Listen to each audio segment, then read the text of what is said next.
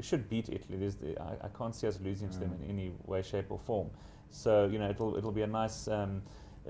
A nice game to have. I think when Heineken looked at the schedule, obviously earmarked this game as a game to rest some of the players ahead of the Wales game, which throws up its own problems in that we're not allowed to pick any foreigners. So we're going to have to make changes for that game anyhow. So it's going to be a bit of a disrupted team tour, if you like. We made 5 changes for the second test. We're going to make a whole lot more for this one, then probably have to make a whole lot more, which is not the South African way. We pretty much stick to our tried and tested, but then that leads to players being overplayed, tiredness, fatigue. So this is probably a good tour in order to rest those players, because the World Cup is only 10 months away now. We've still got a whole Super Rugby to get through, rugby championships as well. So a good time to blood those youngsters.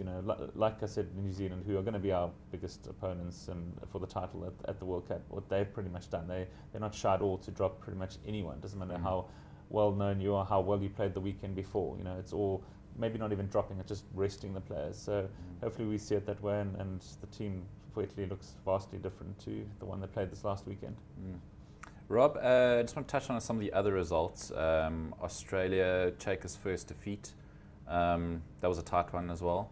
Yeah. The Scots were very competitive, but I guess against a sort of B-string Kiwi side.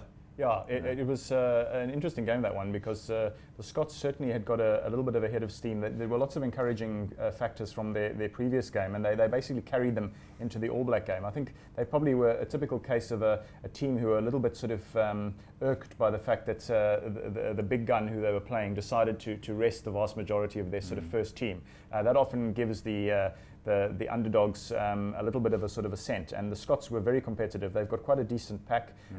They've got quite a nice, fast, fluid sort of game going, and if it did serve one notice, it was that the Boks can't be too complacent when we come up against them in group play. We play them in Newcastle at the World Cup, so that's not too far from the Scottish border, and as if there be any, they need to have any invitation anyway for Scottish fans to sort of descend en masse for a major sort of sports event.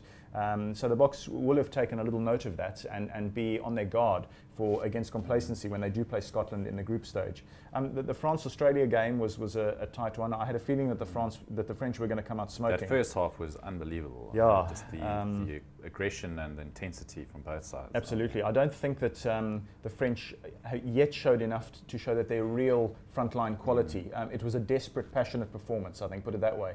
And hopefully, because the world rugby needs a strong France. It's quite nice to get that French, especially if they can get a bit of flair going again. But that's still a little bit absent. I thought that they won more on sort of just being more desperate than Australia were, and it was a tense, quite absorbing game.